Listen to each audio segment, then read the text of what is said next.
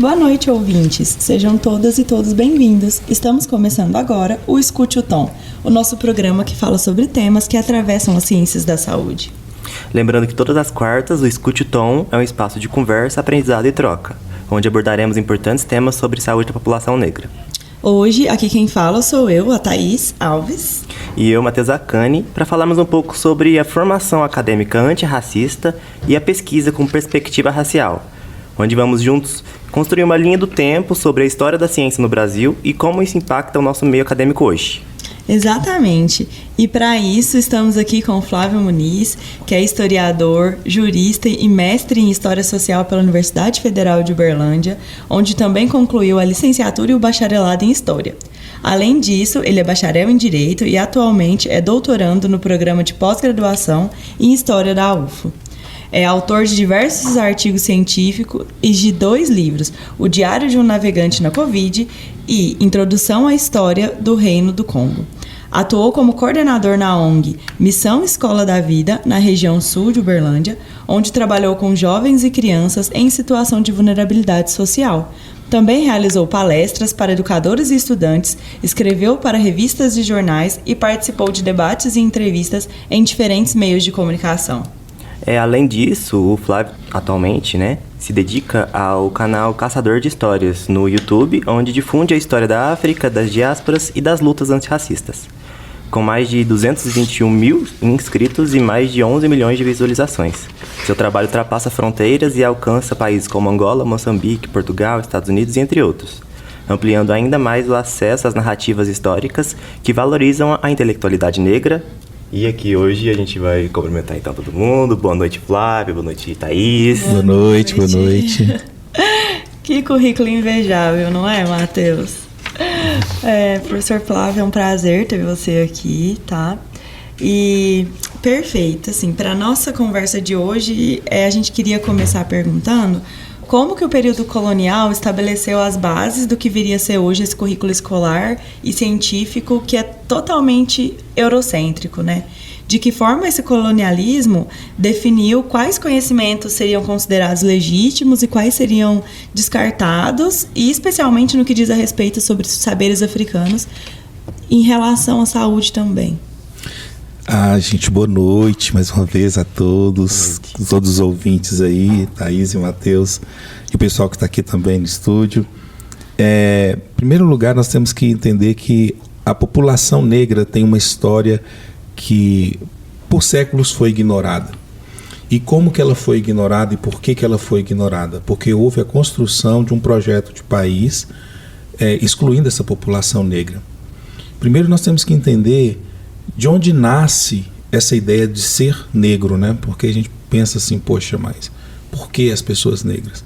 Porque quando você utiliza o conceito eurocêntrico, nós automaticamente estamos trazendo à tona uma racialidade também, e uma origem, Europa, né? Então, quando nós falamos de Europa, estamos falando de colônia, ou de colonizadores. E quando nós falamos de africanos e indígenas, estamos falando de colonizados.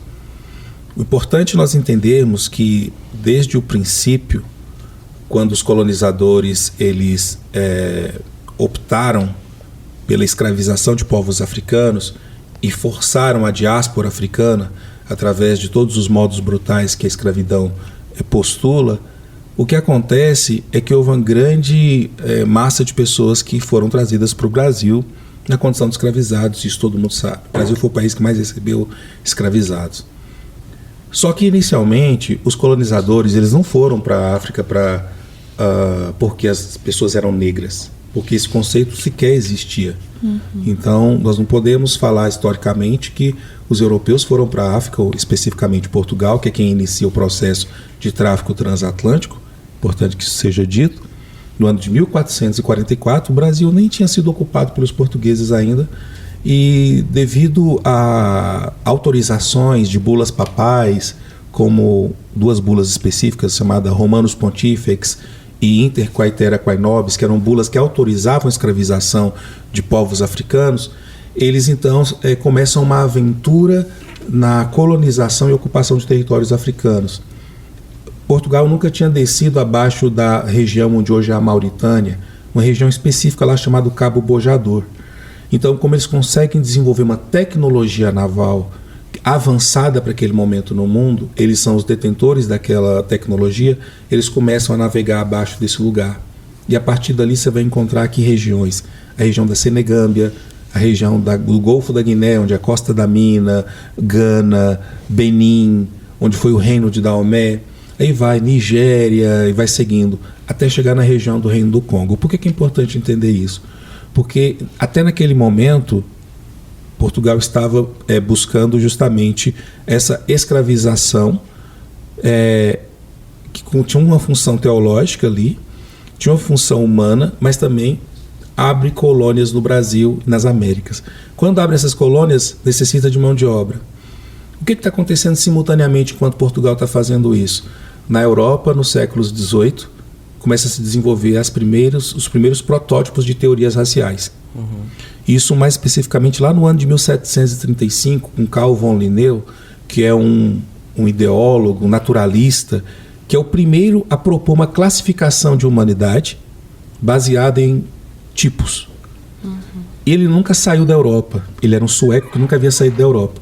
E a partir daquele momento ele começa então a estabelecer uma diferença entre seres humanos. E ele estabelece 4 diferenças. Seriam elas o Homo europeus albensens, que é o homem europeu branqueado, ou seja, não havia expressão branco também. Não havia branco para a coletividade, vou explicar isso logo mais. Ele fala do Homo americanus rubensens, que é o homem americano avermelhado, daí que tirou a ideia de pele vermelha para se referir a povos indígenas americanos. Ele vai falar do Homo asiaticus fuscus, que é o Homo asiático fosco, de cor fosca ou lúrida, como ele dizia, que viria a ser depois, em outras teorias, conhecido como amarelo.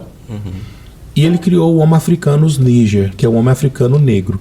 Ele dividiu essas tipologias de humanos baseado em geografia e cor. É a primeira vez que isso acontece.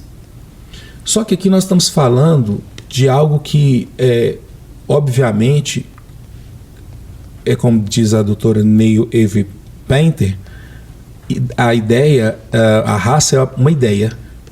Ela é uma ideia. E essa ideia desenvolveu uma ideologia.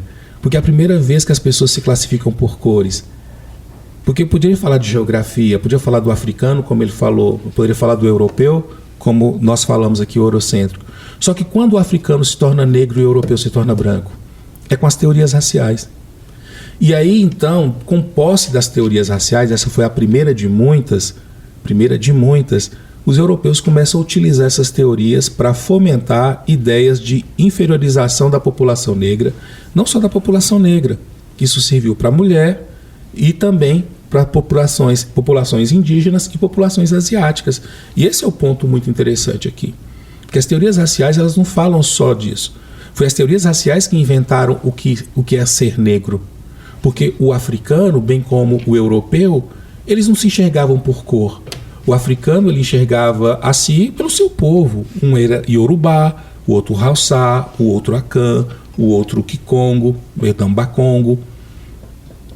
O europeu se enxergava, um é franco, o outro é galês, o outro é saxão. Eles não se enxergavam por cores. É a teoria racial que inventa as cores. E a ideia de raça, ela soou sedutora e útil para manter controle e subjugação sobre povos colonizados. E isso foi transplantado para o território brasileiro através, não só para o brasileiro, mas para todas as colônias espanholas das Américas, colônias inglesas no norte da América, caso dos Estados Unidos, caso de Canadá. Foi transplantado para lá para manter o quê? Um padrão de hierarquização social. Quando que começa a faculdades no Brasil? Vamos falar de educação no Brasil colônia. Nós estamos falando de catequização de indígenas, estamos falando de jesuítas, mas em 1808, quando a família real, fugindo de Napoleão, ela vem para o Brasil e traz toda a corte com ela, vai inaugurar um novo padrão de educação no Brasil. Vão ser criadas aqui, a partir daí, 3 grandes faculdades, que é a Faculdade de Direito, Medicina e de Engenharia. Obviamente era para a elite. E a elite, ser elite no Brasil significava ser branco. Não só no Brasil, como toda colonização, ou ter a pele mais clara. Isso era elite. Obviamente nós vamos falar de casos esporádicos que aconteceram em outro lugar, mas a regra, a elite é branca. E a partir desse momento, obviamente, a população negra majoritária era o quê? Escravizada. Ou estava se libertando ou liberta. E a eles foi negado. Tem uma legislação de 1864 que proibia pessoas libertas e africanas frequentarem escolas no Brasil. Então nós já temos um padrão. A exclusão ela já vem a partir desse momento. E se você falar o seguinte, espera um pouquinho, mas o Brasil ficou independente em 1822, ficou. O Brasil é um país com aspirações liberais, Dom Pedro I, fizeram a Constituição, 1824. O que havia sobre educação nessa Constituição para pessoas negras? Nada. Absolutamente nada. E o Brasil tem uma anomalia, não só isso, não garantiu direitos civis mínimos aos libertos, e todo o país, quando se tornou autônomo na era das constituições, eles criavam uma codificação civil e uma codificação criminal. O Brasil criou um código criminal, que é de 1830, quer dizer, uma maneira de pensar o que era crime, e foi criar Código Civil só em 1916, quase 100 anos depois. Enquanto isso, tudo que é relativo a direitos estava mais no imaginário do que, na verdade, na prática cotidiana. Então, assim, a exclusão dos negros, ela começa nesse perfil que eu te falei, pela escravização, pelo processo de racialização. E quando a gente fala de um currículo eurocêntrico, é porque eles pensaram o Brasil a partir da Europa. É muito interessante você visitar certas cidades no Brasil e ver que o Brasil sempre se projetava para a França. O Brasil queria ser francês. Você vai em Belém, por exemplo, é a França, Paris na América. Você vai para Manaus, era a França na América. Essa ideia de ser europeu. E isso está ligado a teorias raciais. E a escolha do currículo, ela é racial. As pessoas podem falar o que quiser, ela é racial, porque a partir do momento que existem produtores de conhecimento que são negros, que são africanos, mas são ignorados, vamos dar um outro exemplo, não vou nem falar agora de africanos não, só para as pessoas não pensarem, não, vamos falar de asiáticos, quantos artigos estão nos currículos dos nossos professores, das nossas academias que utilizam conhecimentos asiáticos, conhecimentos chineses, por exemplo, japoneses, hindus, indianos, perdão, ou árabes, pouquíssimos. Porque o Brasil se projeta para a Europa. Então o Brasil ele tem um pedantismo em relação ao europeu por uma questão puramente racial. E a lei no Brasil é não falar de raça. A lei do imaginário. E por isso que a gente encontra grande dificuldade de discutir currículos eurocentrados, porque as pessoas insistem que lá é a capital do conhecimento do mundo, como se outros povos não produzissem conhecimento. E esse pensamento é um pensamento racialista, e nós vamos falar sobre isso depois. Bom, e seguindo um pouco essa linha do tempo, o senhor poderia falar um pouco sobre como esses discursos científicos foram usados para justificar essas políticas civis baseadas nessa branquitude? E como que isso reforça a ideia, desses saberes europeus serem mais válidos do que outros para construir o país? Então, é interessante porque quando as pessoas pensam em racismo, as pessoas normalmente associam como algo que sempre aconteceu no mundo. Não sempre houve racismo no mundo. Não, o racismo é um fenômeno moderno. É um fenômeno que nasce nos séculos XVIII e XIX. Não dá para falar de racismo sem que antes houvesse ideia de raça. A ideia de existir o diferente, a ideia de existir outras pessoas que pensam diferente, que são diferentes de um povo indígena, por exemplo, um Yanomami, falar que um povo chavante, achar que ele é mais bonito ou mais esperto que ele, um julgamento baseado em estética ou algo assim, isso sempre houve. Só que isso não é biológico. Isso não é biológico. Para existir racismo, teve que haver a ideia de raça. E a ideia de raça é uma construção falsamente biológica, mas que tinha todo o verniz científico e talvez esta é a grande dificuldade, porque nós podemos falar com certeza que o racismo começa na academia. Sim. E ele se mantém pela academia quando ela se recusa a discutir ele. E é importante a gente entender aqui, como você perguntou, sobre os discursos científicos. Foram vários. A partir do momento que inaugura uma ideia de racismo, que inaugura uma ideia do outro diferente, começa a desenvolver várias teorias. Vou dar um exemplo de algumas delas. Johann Friedrich Blumenbach é um alemão, também naturalista, que ele começou a pensar o mundo, as diferenças dos humanos a partir do tamanho do crânio. E, inclusive, ele é o que primeiro faz a classificação baseada em crânios, e daí, inclusive, vai surgir a expressão caucasiano, porque o crânio caucasiano era o crânio da pessoa perfeita, do humano perfeito, segundo ele. Daí, inclusive, surge a ideia de raça caucasiana, que você encontra quando vai preencher, por exemplo, formulários de visto para alguns países. Eles, na hora que pedem para identificar a raça, vai ter a pessoa negra, mas vai ter a pessoa caucasiana. Caucasiano é esse branco homem perfeito, europeu, entendeu? O problema não foi que foi uma classificação baseada somente na cor das pessoas, nos fenótipos das pessoas, é que isso transcendeu. O próprio Carl von Linneu, que lá em 1735 fez a classificação baseada em geografia e cor, ele começa a fazer o que a partir desse momento? Em 1751, 20 anos depois, ele já falava, olha, o europeu, ele é inventor, ele é inteligente, ele é amoroso. O indígena, ele é atrasado, ele é bruto. O africano, ele é moroso, entendeu? Ele não tem capacidade intelectual. Então, você começa a perceber que não é somente classificações, agora passa a ser qualificações. E aí vai se criar diversas teorias para isso. Tem teorias de todas as formas que você imaginar. Vou dar um exemplo de um teórico que eu acho muito relevante para a gente entender algumas coisas, a ideia de que pessoas negras são inferiores intelectualmente. Isso foi trabalhado por diversas pessoas. É interessante porque é um podcast por estudantes de medicina falar sobre ele, que é o caso do Samuel George Morton, que foi um médico americano, da Filadélfia. Inclusive, até hoje, lá na Filadélfia, ele tem na Universidade da Filadélfia, na verdade, na Universidade da Pensilvânia, tem um estante com os crânios que ele estudava.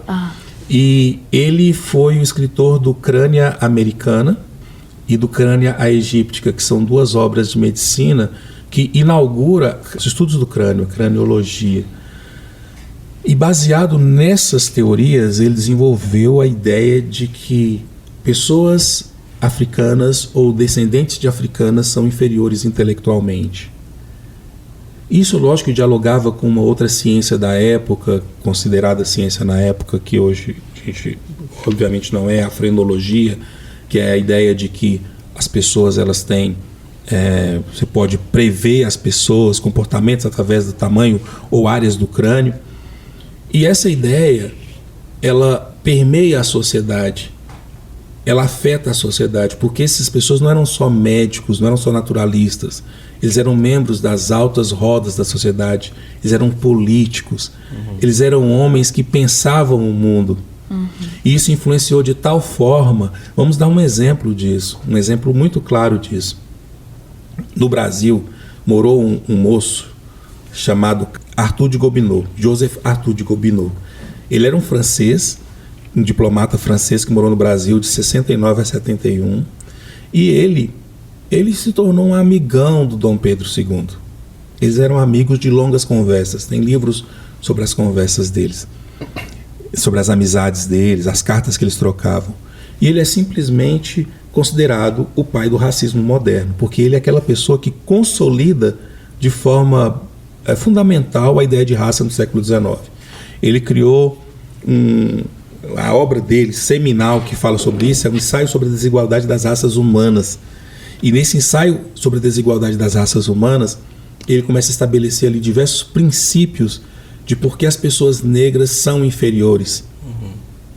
Então existe na sociedade essa ideia, e esse ideólogo, amigo de Dom Pedro, que depois a monarquia vai ruir, vai vir a república, ele vai influenciar pensadores do Brasil como Raimundo Nina Rodrigues, como Silvio Romero, ambos médicos inclusive, E para você ter uma ideia de como que vai influenciar, são pessoas que influenciavam a nossa sociedade. Isso moldou a forma como as pessoas percebiam as outras. Molda a forma como as pessoas percebem as outras. Então, quando a gente fala assim, para justificar políticas de civilização, vamos pensar, por exemplo, a própria eugenia, que foi também elaborada por Francis Galton, foi pensada por ele, que é essa ideia de melhorar a genética. E é um contraponto porque o Brasil ele decidiu pela miscigenação como política para acabar com a população negra, enquanto algumas nações como Estados Unidos decidiu pela mitigação da expansão da população negra. Então, por exemplo, no Congresso Mundial das Raças de 1911, o João Batista Lacerda, que era então representante do Brasil, ele falou que em 100 anos o problema do negro no Brasil estaria resolvido através da mestiçagem. O branqueamento foi uma política de Estado. E quando nós falamos de branqueamento, nós estamos falando de uma política que não é uma política que parece que mestiçagem soa alguma coisa muito doce, como se fosse algo romântico, inclusive. Uma pesquisa recente foi feita sobre pessoas negras e descobriu-se que, partindo de ancestralidades maternas, descobriu que existe muito da ancestralidade europeia que a população negra tem nas Américas vem de europeus. Vou repetir. Vem de europeus, ancestralidade materna. Isso significa a brutal violência que as mulheres sofreram desde o período da escravidão. Sim. E sobre isso tem inúmeros estudos sobre a questão do mulato, a hipersexualização dos corpos das mulheres negras e dos homens negros, que é falado inclusive pelo próprio um dos intérpretes do Brasil, Gilberto Freire, em Casa Grande Senzala, quando ele fala, olha, branca é para casar, mulata é para fornicar e preta é para trabalhar. Quando ele fala que a iniciação dos filhos dos senhores eram com corpos de meninos negros e de mulheres e garotas negras. Então o Brasil nasce desse pilar. Então as teorias essas teorias raciais, elas moldaram a política, moldaram o imaginário social, e nós não podemos esquecer que elas legitimam através das práticas aquilo que elas negam no discurso. Vou dar um exemplo para vocês. Quando você pega um Supremo Tribunal Federal de 200 anos de existência quase, 168 ministros, desses 168, 3 apenas foram negros, nós estamos admitindo das duas uma, ou que nós nunca tivemos juristas negros, o que não é verdade, ou juristas negras, e que ou que simplesmente nós temos um padrão racial de escolha. E esse padrão racial ele é nítido. Então, quando você fala de como foi justificada, nós estamos falando que esses padrões raciais teóricos que soam absurdos as pessoas ouvirem, eles estão acontecendo no cotidiano através da legitimação das práticas que acontecem. Quando você pega o imaginário, como as pessoas crescem com o imaginário, vou dar um exemplo. Não sei vocês quando crianças, mas eu, por exemplo, nunca fui na minha infância atendido por um médico negro. Eu também não tenho. Eu não tenho lembranças memória disso. Pois é. E por que não tinha médicos negros? Nós estamos falando de uma estrutura que decidiu excluir determinadas pessoas, porque ser médico no Brasil não era somente ser um doutor da saúde, um homem da saúde, uma mulher da saúde. Ser médico no Brasil é fazer parte de uma elite econômica, normalmente ligada a uma ancestralidade europeia. Isso quando não tem alguns sobrenomes europeus que inclusive se tornam os nomes dos grandes consultórios ou hospitais. Então o negro foi excluído desse processo. Isso é escolha. Isso é escolha. Não é porque não havia pessoas negras competentes para isso. Então, a partir desse momento, quando eu falo assim, eu nunca fui, você nunca foi, nunca teve esse atendimento, no imaginário social nós aprendemos que lugar de negro não é na medicina.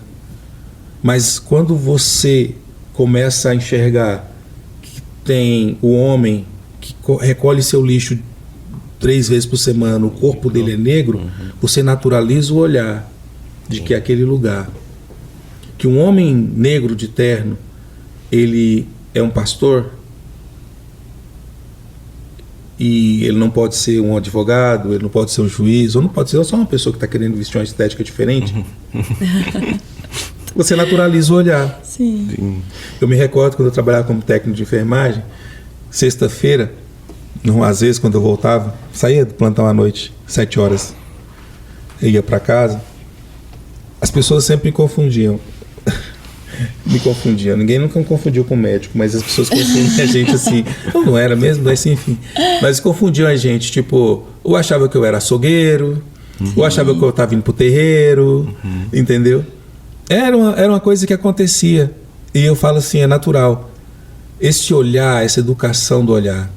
E para a gente fugir só das obviedades da minha experiência, eu trago para vocês um dado. Qual a idade que as crianças começam a perceber que existe raça? Isso já foi feito pesquisa sobre isso. Década de 40, nos Estados Unidos, dos psicólogos doutora Mami e Phipps Clark, que são pioneiros nesse estudo. Esse estudo já foi ampliado. Mas na época, escolas americanas eram segregadas. Negros, escola de negros, escola de brancos. Foi uma das anomalias da libertação sem planejamento. Escolas negras recebiam pouco recurso, eram distantes da casa das pessoas negras, escolas negras distantes da casa de pessoas negras. Então, um grupo de famílias decidiu entrar na corte contra isso. Esse processo se chamou Brown versus Board of Education, ou Brown versus a Comissão de Educação, algo assim. E aí, eles precisavam de provas sobre o impacto que tem a segregação na vida das pessoas. Eles estudaram cerca de 700 crianças entre 4 e 7 anos de idade. Foram feitos vários testes, mas um dos testes se tornou muito conhecido como Doll Test ou o teste das bonecas, que é aquele teste que algumas pessoas já devem ter visto em algum filme. Assim. Aparece muito nos vídeos, assim, no TikTok, essas coisas assim, das bonequinhas, né? Colocava a criança negra, um menino ou uma menina, 2 bonecas negras e 2 bonecas brancas, e fazia a seguinte pergunta: qual é a boneca bonita? A criança negra aponta para a criança branca. Sim. Qual que é o boneco feio? Ela apontava para o negro. Qual que é o inteligente? Apontava para o branco. Qual não é inteligente? Apontava para o negro. E foram feitas várias perguntas assim de afirmações positivas ou negativas. E ao final, e isso é mais interessante, que todas as afirmações positivas eram direcionadas majoritariamente à boneca branca. Ao final fazia a seguinte pergunta: qual se parece com você? Essa pergunta era muito importante. Não, abrace a boneca que se parece com você. Aí ela pegava a boneca negra. Isso levou a eles concluir, não somente esse teste, mas vários outros, um conjunto de testes, que a ideia de racismo ela é tão poderosa que ela é assimilada na nossa infância, e mesmo a criança negra começa a não reconhecer a sua estética, não gostar de si, do seu cabelo, do seu nariz, dos seus lábios, de sua cor. E ela começa a associar isso a coisas ruins. E ela não só não vê as coisas boas nela, como também não vê as coisas boas no outro que também é negro. E isso é chamado de racismo internalizado.